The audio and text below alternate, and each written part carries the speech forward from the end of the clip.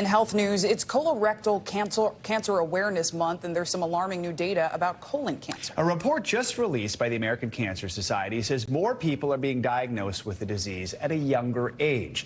And in many cases, when it's diagnosed, the cancer is already at a dangerous stage. Dr. Cedrek McFadden joins us now, a general surgeon and a clinical assistant professor of surgery. Thank you so much for being here, and good morning. So first, can you tell us more about this cancer and what some of the symptoms are?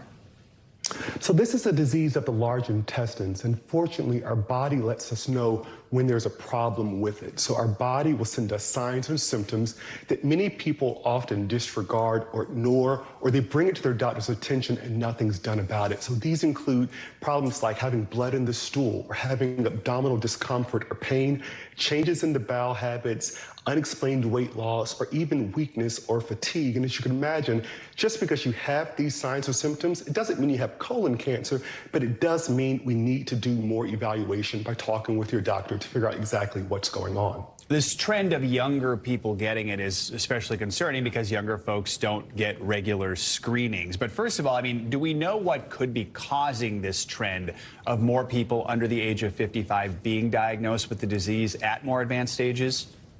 So I wish we knew exactly what caused it. There are some things that we are considering. Obviously, having risk factors such as having more people that are obese, heavy alcohol consumption, and eating more red meat or unhealthy diets can certainly contribute.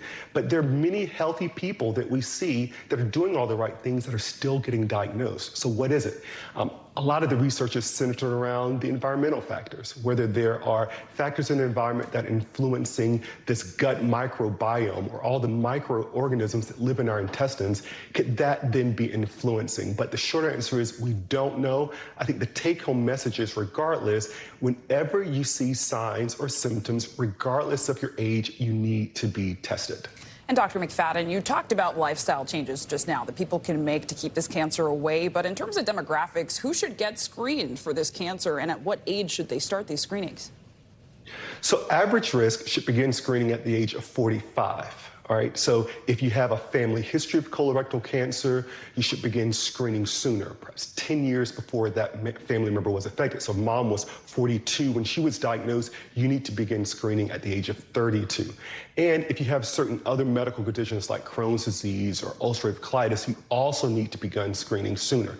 There are some people that are also at high risk. This particular study highlighted the high risk in African Americans, also Native Americans and Alaskan Americans. They also saw higher numbers of cancers in people that lived in the South and in the Midwest. And there may be, again, as you mentioned, some lifestyle influences that may influence how that presents itself. The fact that people are getting screened at earlier ages now, I know it's early into that, but are we starting to see, even if not, even anecdotally, that we're catching things earlier in a lot of younger patients? Well, I know I am, and this particular study also highlighted that age group from 45 to 49 that had about a 43% cases of cancer in that group. I see patients that are in their early 40s. The youngest patient I have is probably in their 20s that's been diagnosed with colorectal cancer. So this is a disease that can affect any of us, regardless of your gender, regardless of your age. We have to make sure that we're, first of all, getting people screened, and that we're also having people understand their symptoms and bring it to the attention of their doctors, and their doctors have to listen. That's the other bit that we have to talk about. Important health warning. Dr. McFadden, thank you so much. Thanks for watching our YouTube channel. Follow today's top stories and breaking news by downloading the NBC News app.